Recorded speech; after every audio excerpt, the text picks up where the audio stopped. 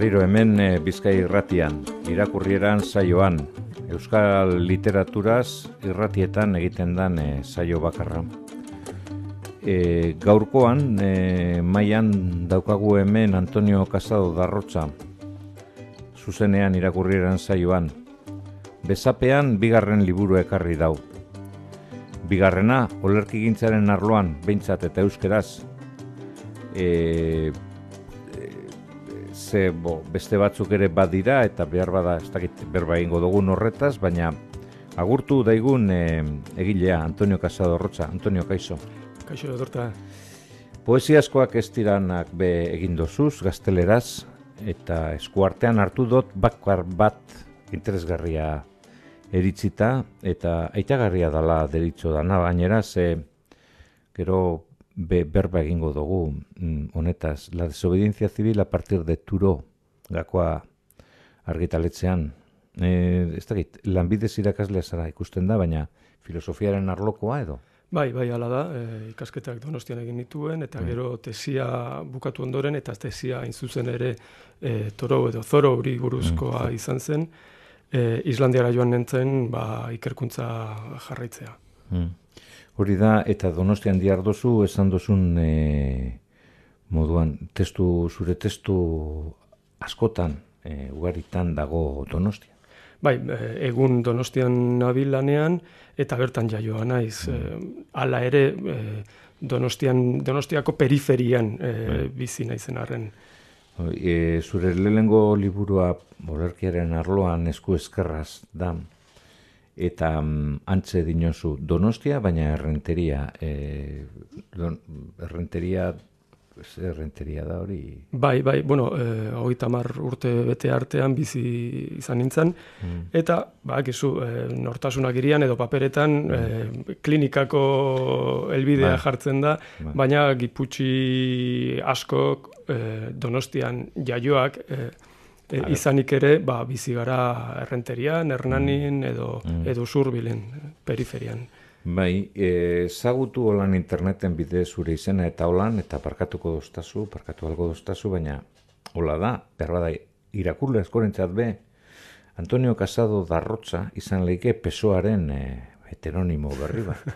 Bai, baina badago arrazoi bat. Alde batetik, amaren abizena aipatu nahi nuen, eta beste Antonio Casado batzuk dabiltzala munduan, eta bereiztu nahi nuen. Beren gainera bat baino gehiago kazetari omen da, eta nik nire liburutxoak ditut, eta haiek bereak, eta bakoitzari berea.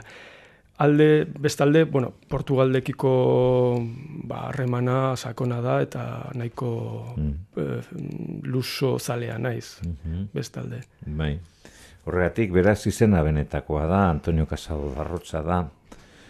Bakoitzak bere izena dauka, eta horren azpian edo batzean horrekin batera bere izana eta iraganak eta bar, izen ederra zinez. Beraz, Antonio Casado Darrotza hemen dago, eta hori da bere izena eta benetakoa da.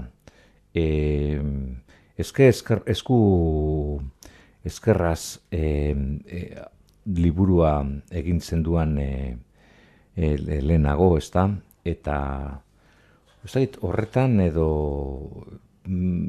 bestean, Islandiera ikasten bigarren liburuan autohidrografiaz berba egiten dozu. Urarekin lotua edo? Esaten dutenez, gure gorputzean ura asko dago, eta urez eginak garelako, ezta? Baina okurritu zitzaidan, hala ere, ibaia eta uraren metafora oso edatua dago poesian historioan, nuestras vidas son los ríos, Jorge Manriquerena eta beste askok, ezta? Orduan, saiatu nintzen, metafora horiek erabiliz eta pixkat parodiatuz poema bat egin, eta bide batez nire autobiografia idatzi. Hala ere gero konturatu nintzen, liburua kalean zegoelarik, liburuan ugari direla uraren irudiak. Bai, asko azaltzen da, Donostia bera ere, eta Donostiarekin batera, itsasoa, Kantauri eta gero Islandian noski. Bai, liburua bigarrena Islandiera ikasten da, eta islandierazko kantuak ekarri dozu zona, 5 hautatu doguz, eta gero beste batzuk behar bada entzungo adituko dugu zelan edo zelan. Zein da hautatu dozun lehenengo kantea eta segatik zer esan gura dau kantu horrek? Hautatu ditudan guztiek badute komunean ezaugarri bat, daude Islandian eginak dira noski, baina Islandiera erabiltzen dute. Gaur egun Björk eta beste musikari batzuk han Islandian ingelesez kantatzen dute. Baina aukeratu ditudanak denak erabiltzen dute Islandiera eta zinez hizkuntza ederra da nire ustez. Lehenengo hau da oso ezaguna den pop kantari bat, Jonas Sigurdsson, eta kantua, esan behar dizuet, naiz eta liburuak Islandiera ikasten izenburua eduki, nik ez dakit Islandieraz egiten. Eskerrak. Bai. Argitu dozun, esan nahi doz, ez nahi zau sartu esaten hori, ez da idazten. Hitz batzuk izan ezik, noski liburuan ez naiz Islandia edo Islandieraz ari, baizik eta Euskara eta Euskal Herriaz. Bai, hori ikusten da liburuan eta adibide edo irudi zoragarri hartu dozu. Eten barik biderkatzen danaz, ez da irudi bakarra Islandiarena, ikusiko dugu, kontu asko dira. Hori entzungo dugu, esan dozun... Bai, Jonas Sigurdsson kantu bat. Kantua. Izenburua da Hafid Swart.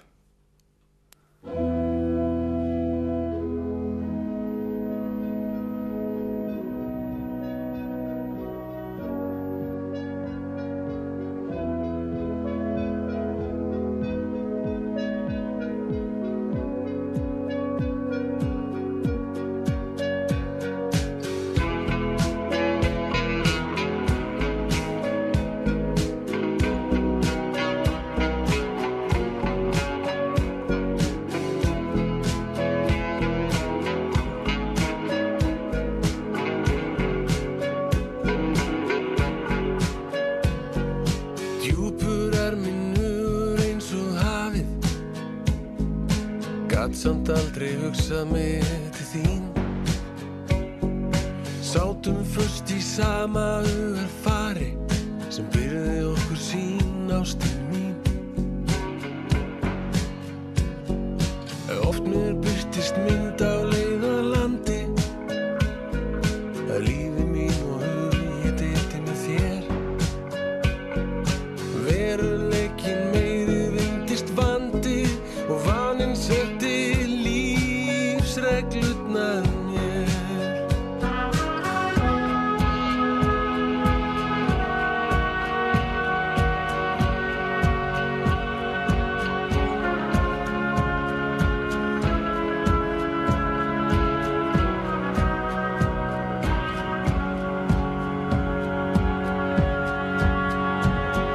Sumir finna sína föstu hillu, sjálfur aldrei fann ég þennan frið. Í klettunum ég klifur í leit að sillu, klafinn þungur hangir fastur við. Verst var þó að óviljandi særa ykkur sem að stóð mér þú hjá. Megi lífið farsælt ykkur færa, bráðum þegar farin verð ég frá.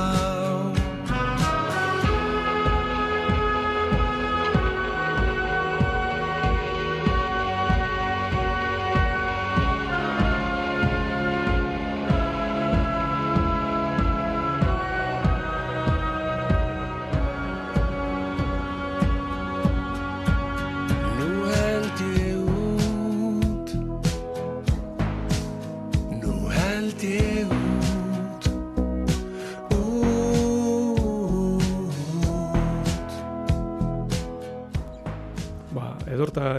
orain esan behar dizut, benetan zergatik aukeratu dudan kantu hau. Itsasoari buruzkoa da. Noski Islandiarrek harreman estua izan dute itsasoarekiko mendetan zehar, eta kantuaren izenburuak izan nahi du itsasoa beltza da. Eta etengabe ari da itsasoa deskribatzen, itsasoa hotza da, itsasoa distiratsua da, itsasoa baketsua da. Beraz, itsasoari kanta batekin hasi dugu. Bai, gero esango dugu Islandia irla da, uhartea da, zuk hori aitatu duzu liburuan, gero irakurri duzu horren olerkia, 103.000 metro karroko zera uhartea da, hau da Iberiar penintsularen zeirena edo. Bai. Baina zabala eta oso basatia, kizu erdian inorez da bizitzen, bakarrik kostaldea, hiri txikiz josita dago. Eta hiztunak, hau esan beharrekoa da, 300.000 bat dira, da, euskaldun praktikoak bezain beste edo. Bai, edo agian gutxiago euskalo, baina hala ere lortu dutena ez da txikia. Pentsa Nobel literatura sari bat, mila urtetan iraunduen literatura bat, eta iparraldeko mitologia gordeta eraman dute mendetan zehar, ezta? Eta musikarako zaletasuna, olen Björk hautatu dozu, aitatu dozu? Bai, ikaragarria da, klaro. Ez da herrialdea beratxe izan, inoiz ez. Beraz, beren entretenimenduak, bere artea beti ez da arkitektura izan, baizik eta hitza eta musika betidanik, eta oraindik ere oso ohizkoa da asteburutan, jendea etxe batean biltzea eta kantu egitea, abesbatzan edo beste modu batean, eta musika egitea. Hortik datorkio herriari kultura musikala, Björk ez da kasualitatez, hortik etortzen. Gero sartuko gara elebitasunean, behar bada liburu honen aurretik ateratzen duan esku eskerraz, eta hortik olerki bi hautatu dozuz, eta bata da ganera islandierazko kantu bat entzuten, edo alakoren bat, hau liburu hau iragarten dauana. Olerkiok irakurri aurretik bidira, olerki bat baduzu horretan gazteleraz, eta gero inglesera itzulia, eta obsesio modura, bigarren liburuan aitatu dozula. Bai. Javier Maria zen aipu bat dago. Bai. Ziurazki, hau da idatzi nuenetako lehenengoa edo.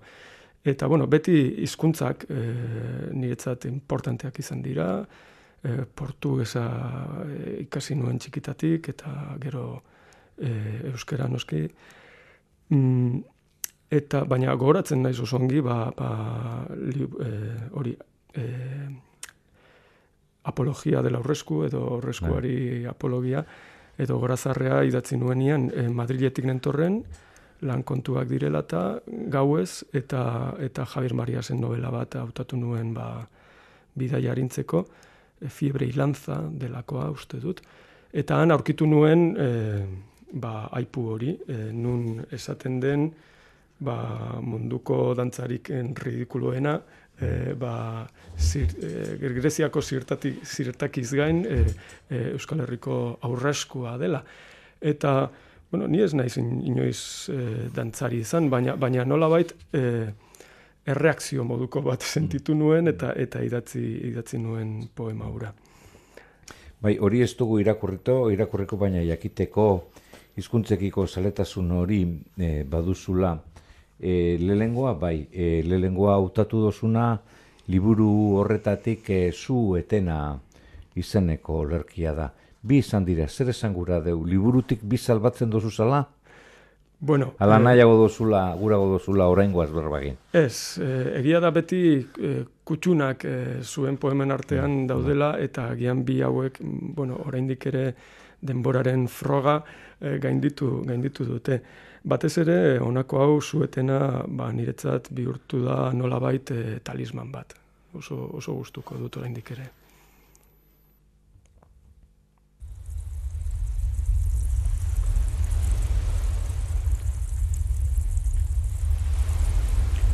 Badaude beti han egon diren gauzak. Katedral gotiko baten espazio jaurtiketa bezalakoak. Badaude jin eta joan egiten direnak, txirristarik gabe airean txirrista egiten duten enarak bezalakoak. Badaude ere betirako ziruditen gauzak, bapatean desagertzen direnak, arrastorik utzi gabe. Ez bada gure harridura, gure buruari galdetzen diogula, nola bizi izan gintezkeen modu horretan.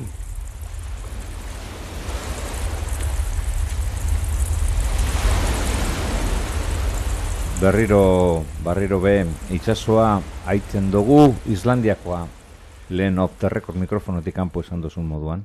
Bai, gainera, grabazio hau oso kutsuna da niretzat be, zeren eta Islandian bertan egina dago lagun batek, Thor Magnusson, eta bera Islandiarra da, eta Enrique Hurtadorekin batera osatu zuten poemekin batera entzungo dugun soinu banda edo. Soinu banda horrekin behar bada, ez da egiten jaurrengoa, kantu islandiar bat entzutean da hautatu duzun bigarrena. Bai, poema luzagoa da, eta kontatzen duena da justu nire lehenengo bidaian edo egonaldian Islandian lan kontuak direla eta bizitako hainbat gauza. Eta berriro ere poema hau sortu zen erreakzio moduko baten moduan, erantzun. Eta zeri erantzuten diot, hori hasieran esango dut.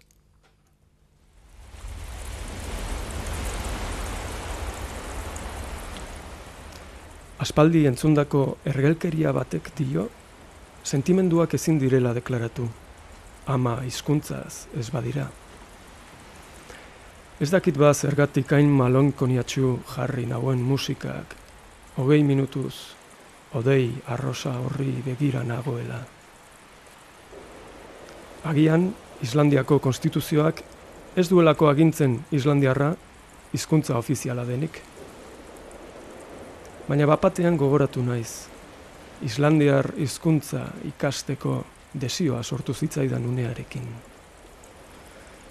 Zerbait sentitu nuen han, Keflavikeko aireportu aizetxuen, zehaskan lo zegoen aurrari zo, gurasoek hipotermiari beldur. Zerbait sentitu nuen han, Rekianeseko belarditan, ilargiak barre egiten ziela, irailean etorri zirenei. Zerbait sentitu nuenan, Tiorin laku izoztuaren ondoko hilerrian, denboraren poderioa neurtu ezinean. Zerbait sentitu nuenan, Jobsbalagata kalean zegoen saltxitxa salmenta postu itxian, eguzkia zerumugan zetzala.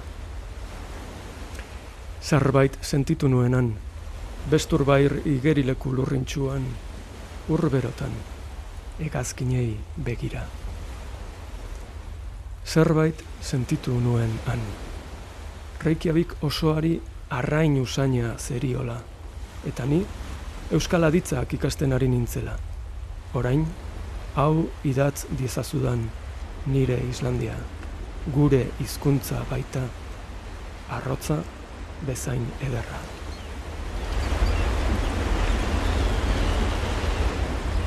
Euskal aditzak Antonio irudi du Santurtzin ikasi zenituela.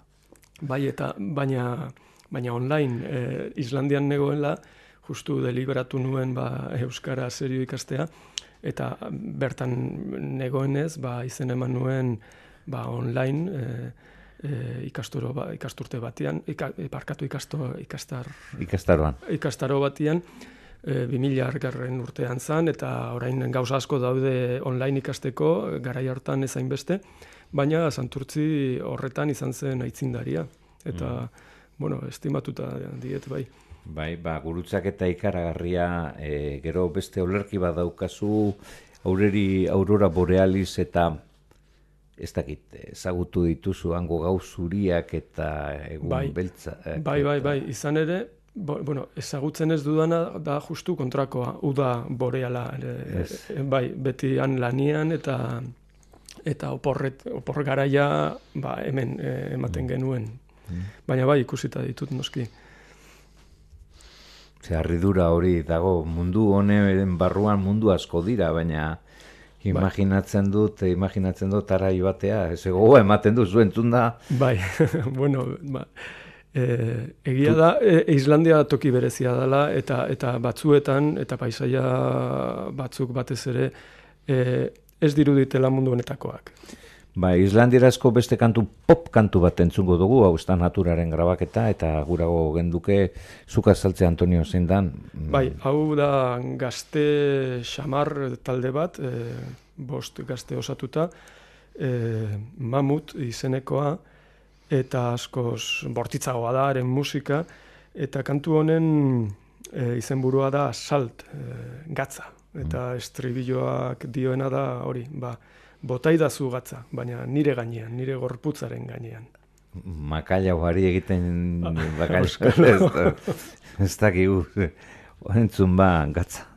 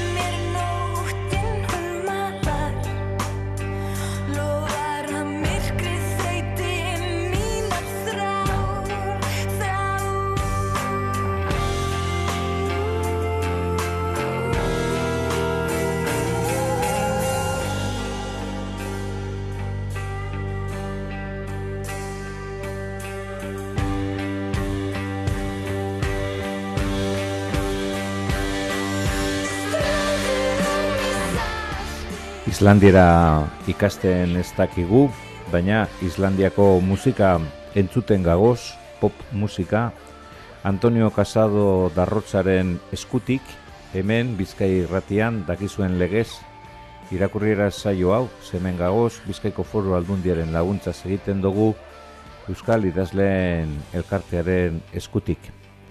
Eta dinogun moduan, Islandiera ikasten Antonio Casado Darrotzaren liburua irakurten, aditzen eta irakurten gabiz. Antonio, orain etorriko diranak, alan edo zelan, Durangon iragan edo joan dan abenduaren 5ean irakurri zendua zenak eta esan zendua zenak izango dira, Ana Otzenean izan zinar Oier Gilan lagun zenduala. Eta gurako neuke zera, han esan zenduena labur-labur esatea, ez da, pikin bat, zean azaldu zenduan apaltasunez, zure liburu honen nondik norakoa. Bai, eta esker honeko hitzak izan ziren lehenengoak, kasu horretan, zeren, bai, argitaletxekoei, emandako laguntzagatik, baina batez ere Oier Gilani, zeren eta, oso ezaguna da, antzerkigile, poeta gisa ere bai, baina aspaldiko harremana daukagu, bera eta biok errenterian, horeretan bizi izan ginen, eta goratzen naiz, ez dakit, 18 edo 20 eta gutxi urte genituenean, nik liburu denda batian lan egiten nuen, fotokopiak egiten batez ere, eta Oier etorri zitzaidan fotokopiak egitera bere lehenengo poemak inprimatzera alegia. Baina niretzat berarekin Durangon egon eta nire poemak elkarrekin irakurri izan zen lujo bat eta plazer hutsa. Gero esan zenduan, Larrabetzun izan zinela, han oso urduri, egon zinean... Bai, zurekin eta Gotzon Barandearen erekin ere bai. Bai, hori izan zen lehenengo liburua aurkeztean, Eusku Eskerraz, eta egia da urduri nengoela, han Gaztetxean, aurretik 3 kafe edan nituelako, eta oholtza gainean urduritasunagatik ezin nituen hautatutako poemak liburuan aurkitu. Beraz, uste dut, 2 edo 3 minutu eman nitula han gainean. Urduri egonda ez dakigu zer da nobe, 3 kafe ala 3 whisky. 3 be soluzio zarrak. Badazpade, gaur deskafeinatuak edan ditut. Deskafeinatuak hartu dozuz. Ona gure Bizkai irrati honetara etorteko hemen Bilbon. Kontrasalean Ura Palategi dinoana da beste hizkuntza bat ikasteari buruz diarduela liburuak eta lehenbe aitatu dozu, beraz, irudi modura hartu behar dela Islandiera ikasten. Bai, baina ez bakarrik. Eta egia da hizkuntzak metafora gisa erabili ditudan, herria bera, Donostia edo Islandia bera ere poema askotan agertzen da, baina kontuz ibili behar da. Herriak beste poema batean esaten dudan moduan ez baitira metaforak. Bai, hori bezan da dago, filosofiarako jokera daukazu, baina benetan poesiaz jantzia. Hizkuntzaz, dinot, atxaki politia da, liburuko, ez da lehengoa, horrezketako bat atariko proba. Hau da, bai. Azterketetan ipinten daben atariko froga, ez da, ataritik onago darantzago joan, eta hor, Henry David Thoreauren apokripo bat ekarri dozu, beraz, nahi baduzu, irakurri apokrifoa eta gero olerkia atariko proba. Ederto. Bueno, poeman agertzen diren irudiak liburuaren azala agertzen dira nolabait. Eta liburuaren azala da argazki bat, lagun batek egina, Estatu Batuetan, Walden lakuarena. Bai, esan behar dugu Walden zer dan. Bai, bueno, da laku txiki bat, nun 19. mendean Henry David Thoreau idazle hura, literaturako nire ustez maisulan bat idatzi zuen, Walden izeneko liburua. Eta askotan irakurri izan dut Thoreauri egotzten zaion esaldi bat, baina nik oraindik ez dut Thoreauren liburu, inungo liburutan aurkitu.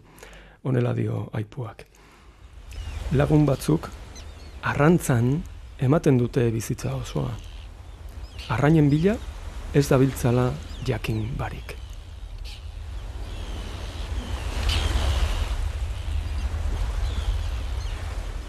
Gau honetan, deitu ordez, zintzilikatu dugu margolana bailitzan, Walden laku isilaren ekialdeko argazki bat. Euria eta masusten koloreko intziran sartutako laguna. Kainabera eta zira, botak urtxikietan. Ezadazu irakurle, nor ote den lakua, nor ote den laguna. Nor ote den arraina. Arrainen bila ez nabil. Arrantzalea banintz poema litzateke amua. Atseginez nire gana zaitzadan une batez bada ere. Ura banintz ordea belaunietaraino helduz hau litzateke arrain. Tintazkoa. Ertzean ahoskatuko dituena isilik silaba hauek. Hauzi. daba atariko froga, gero behar bada, gero irakurri zenduen olerkia izan zen Allegro Manon Tropo, ez dugu ikusten dudan esastirik izango behar bada, honetan, hau ez dugu behar bada irakurriko, Behobia Donostia Behobia lasterketak hori egin duzu? Bai, eta justu lasterketa hori egiten ari nintzela, ez oso azkar, pentsa dezakezunez, poema bururatu zitzaidan. Bakizu lasterketa luzea da, eta gauza askorako astia ematen du. Bai, filosofia mota bat beba dago, paseiatuz, pentsatzea, gure tradizioan monastegietan eta atxurretan eta baratzean lan eginez, pentsatu izan da, eta zertan ez korrik eginez, ez? Bai, hala da. Ostera, liburuan dinozun era askotako olerkiak dagoz, hau txenean ere esan zenduan, eta batzutan prosasko gauzak sartu dozuz, izlauzkoak, eta horretariko bat bai eskatuko deutzut irakurtzea, eta olerki hori elkarketak da. Olerkia edo testu esan daigun poetikoa. Elkarketak.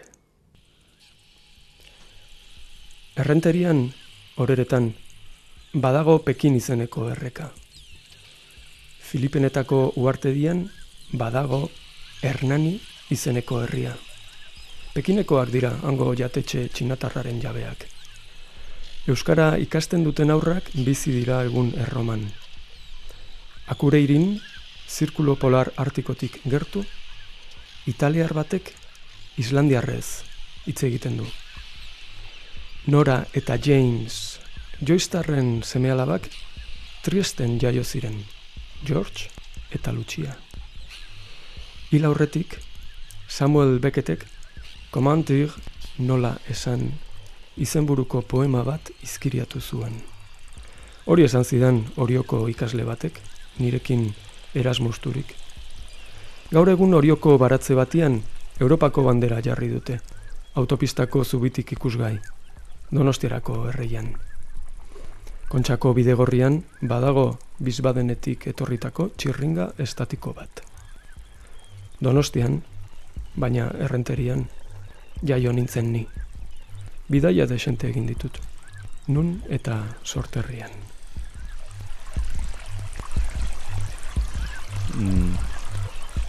Kontu bi honetan, batetik Erasmusturik hori dinozu, Erasmus egin ibili zinen?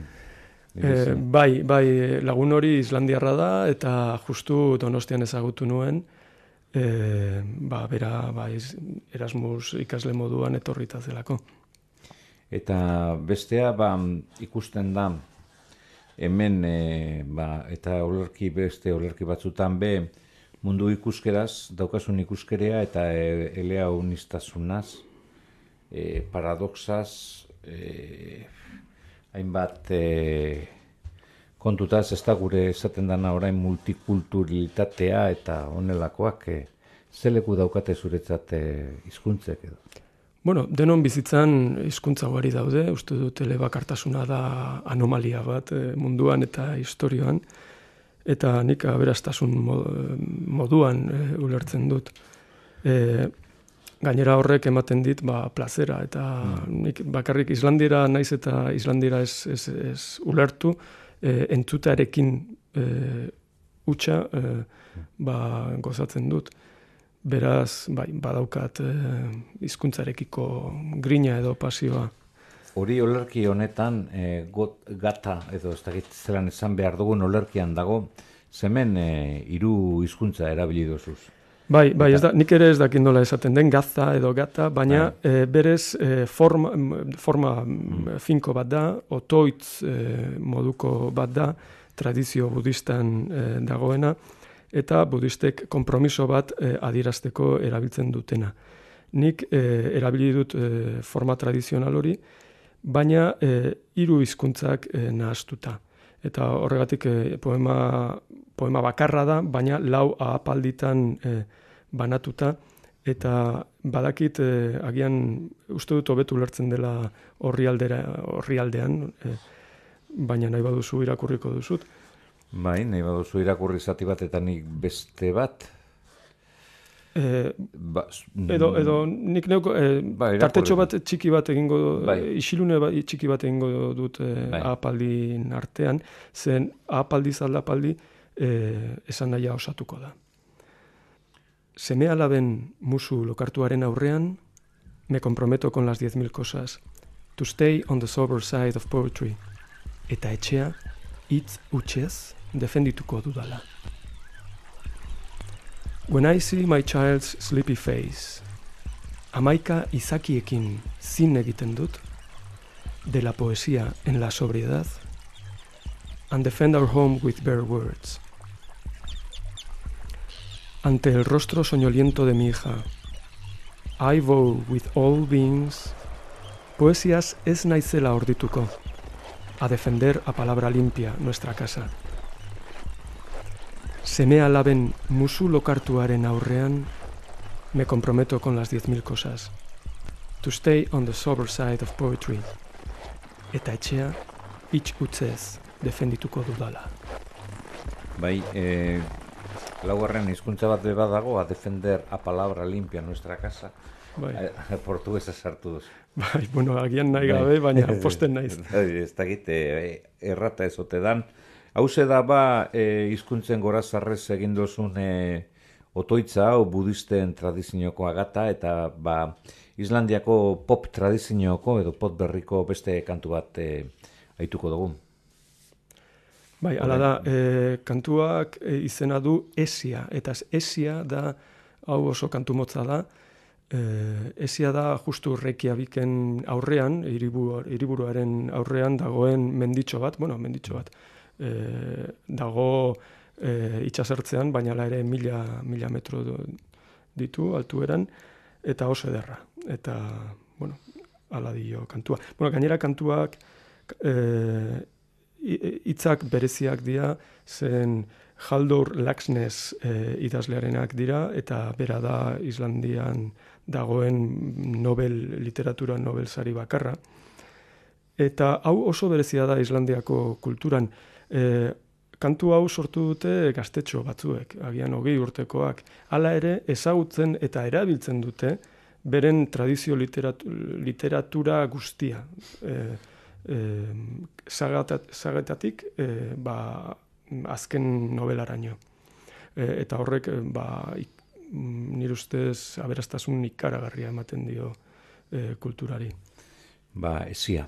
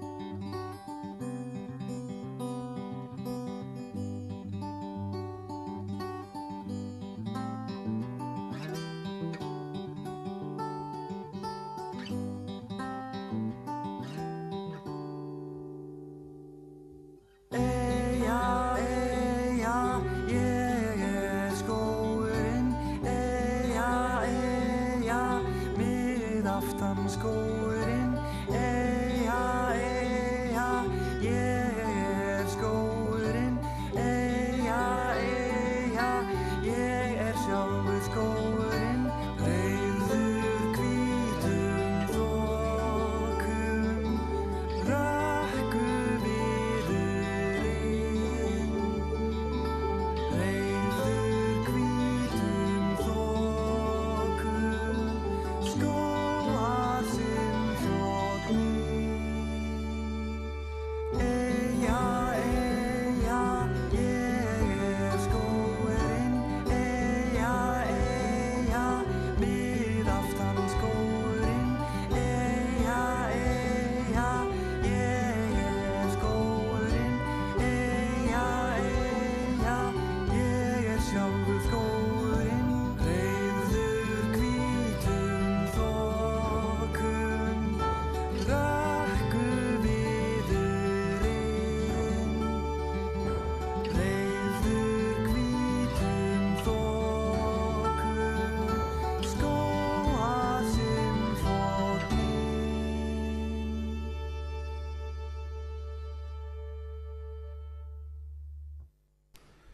Islandiera ikasten gagoz, hemen Bide Bizkaia irratian irakurri eran saioan, zelan baitezan olako ze izena daukan liburu ekarri dozkuta gaur berbalagun dugun Antonio Casado Darrotzak.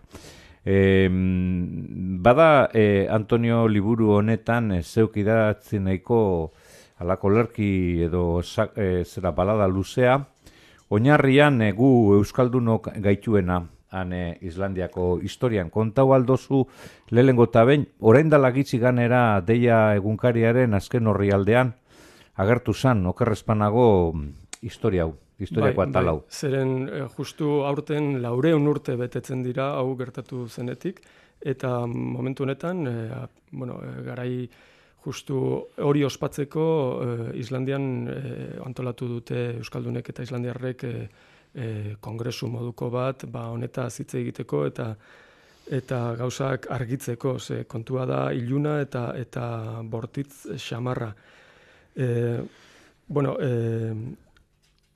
Badago saga bat, historia hau kontatzen duena, Islandiarez Spaunberia Begin izena duenak, eta sagaren izenak Espainiarren hilketa esan nahi du, hain zuzen ere. 17. mendeko benetako pasadizo bat kontatzen duena, eta nik duela 15 urte lagun islandiar horrek erakutsi zidana. Gero, Islandian egonaldia egiteran ninduala, beste lagun batek ekarri zidan artikulu bat, zeinean Martin Villafrancakoari buruzko datuak agertzen ziren. Martin Villafrancakoa zen Donostiako marinel bat, itsasontzi baten kapitaina, eta duela 400 urte joan zen Islandiara bale bila, eta baina zan itzuli. Eta poema honetan saga oinarri hartuta historia hori kontatzen dugu. Aurrera egingo dugu, gure hautsak tartekatu zeu hasi, tituloa esanez eta irakurriaz eta nik ekin jarraitu egingo dutzut. Spaunberia Begin. Martinen seme, Villafrancakoa. Bere aita zenaren lez, Donostian jaioa. Itsasgizonak izanik hartu du asmoa, bidaia egiteko Islandiara doa. 1615 da. 27. bere urte muga. 14 urte zituela lehenengo aldia, ternuara joan zen balearen bila. Wikipedia duzue, historioz beteta. Euskal baleontziak abiatzen zirela, udara emateko arrantzagunean. Eskuan hiztegi bat, euskara, islandiera. Itsasoko zakurrak fokak omen dira, itsasoko sakura zelur esaten da. Hiztegi batek dio sinfon dela gitar, eta pigdin honetan sonur da semia. Erakartzen nautena dira buru hausteak. Nola urten horretan, hazienda galerak jazan behar zituzten, minak eta penak, kostaldean izotza, etxean goseak. Rikar jarburuen badian, zeruari iez 3 itsasontziek txalupak dituzte. Jaitzi eta hitzarmena izenpetu dute, kostaldeko jendeak eta euskaldunek. Martinek urberotan bainua hartuta, arratsalde partian bisita egitera oinez abiatu zen lagun batengana, opariak zituela, bere alabarentzat. Balearen bustanak, bailiran enborrak, dilindan mosten ditu Martinen aizkorak. Kupela olioz bete dauden 3 ontziak, legatz baten azala dirudi itsasoak. Baina enbata bortitza dator supituan. Aingura askatuta ondoratu dira. Eguna zabaltzean egoera latza da, eguzki apalaren izpien azpian. 80 lagun dira, labalur horretan, bizirik atereak baina osta-osta. Taldea deseginda eta Martinena urriaren erdian eraso zutenan.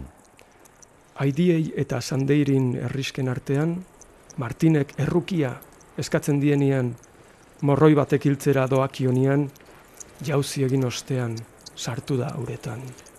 latinezko salmoak ozenki kantatzen iesari ekin dio igeri egiten. Islandiarrek txalupaz harrapatu dute, hala Jon jakintzuak salatuko zien. Arkaitz beltzen artean arrastaka eraman, labankada ugariz eriotza eman. Harri bati lotuta badian sartzean, urak baretu ziren, guztiz bapatean. Horrela dio sagak, kondaira zarrak, Espainiarren hilketa izena duenak. Urrundik ikusita ziruditen onak, herri bakoitzak ditu bere zarraskiak. Baina zer jaso ote zen ez dakigun arren, irudika dezagun, saiatu gaitezen, elkarri konprenitzen, orain edo lehen, Islandiera ikasten, gure mugen barren. Hauze da, esan duguna Espainiarren kantua, Martin Villafrancakoarena, alegindu ziatu gaitezan Islandiera ikasten, eta denbora aurrera doalako, badugu beste olerki bat Islandiari buruz, eta olerki polita gogora ekarri dana beste egin batean greziarraren galderak, beste arretiarrak idatzi zuena. Eta hemen ere 300.000 du izena, eta hori da, iztun kontuaz ez dela zenbat utzutsik, guk askotan pentsatzen dugun arren, beste zehozer baino. Beraz, eskatuko deutzute Antonio irakurtzeko 300.000 izeneko hau.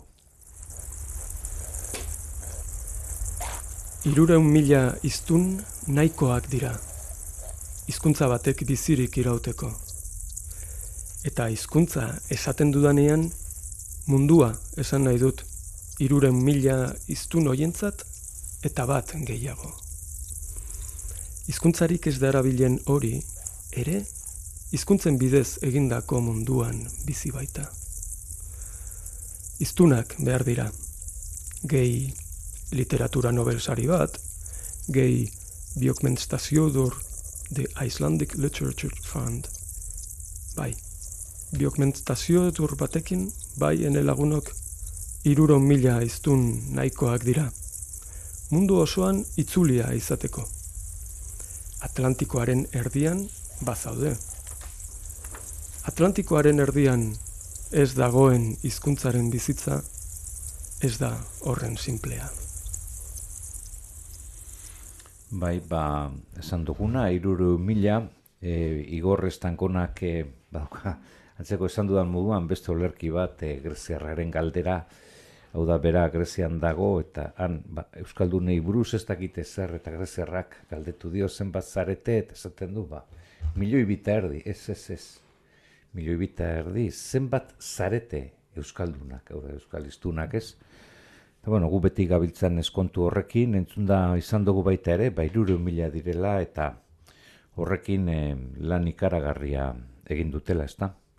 Bai, halaxe da, bai. Eta nola egiten da hori, ez dakit, baina askotan, egia da,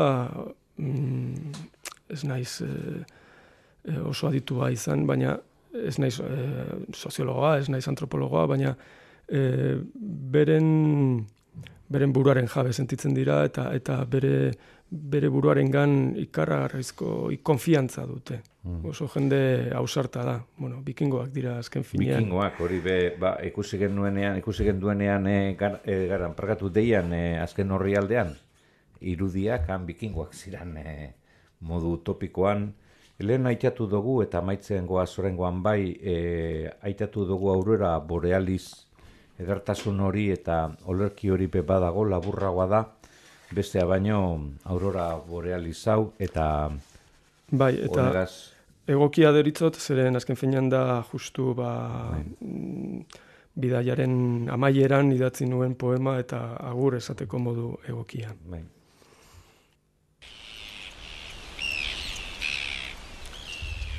Ederrak dira argiak, hotzak eta geldiezinak.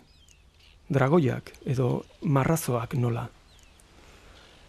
Eta poetak dioen bezala, edertasuna arriskutsua da, itxaropena sortzen duelako. Argazki lausoa da oroitzapena. Baina kasu honetan esango nuke etxera laister heltzeko itxaropena dela. Berau, Islandiera ikasten liburuko azken olerkia. Eta esan balzaket, esango diot, Oier Gilani hemen ere, zer edo zer zor dio dela, zeren edertasuna arriskutsua dela itxaropena sortzen duelako, esaldi hori bere poemaren baitan topatu nuelako. Benetan, esaldi hunkigarria da, nik neuke liburu hau Mundakako hondartzan paseiatuaz irakurri dut, eta horlakoetan ezin izaten da punterik egin, hobeto batzutan, eta esaldi horrekin geratu nintzen, ez da. Gero Ezker honeko hitzak dago zor azkenean liburuan, eta halakoetan aitatu dozu, musika honek dino gure denborea joan dela, gureak egin dauela gaurkoz, liburu bi poesiaren arloan, Antonio Casado Darrotzak, esku eskerraz, eta oraingo hau Islandiera ikasten, ez dugu esan Utriske Baskonie horretan, ikusten ez padozu zure oiko liburutegian, edo liburu dendan parkatu ikusten ez padozu, eskatu mesedez. Basterreko esan daigun argitaletxea da, baina gero leku zabalago hartzen doana. Mila esker Antonio eta hurrengor arte. Eskerrak zuei, agur. Eta zuek badakizu, segi irakurte.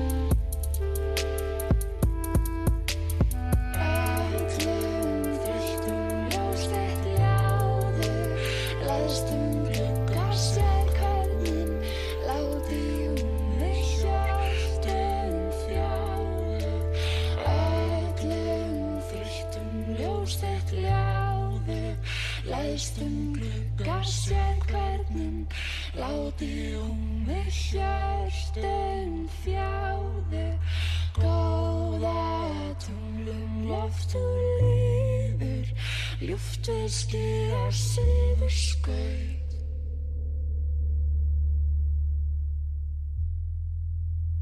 eins og vinnarvælt byður eftir þinni vissu braut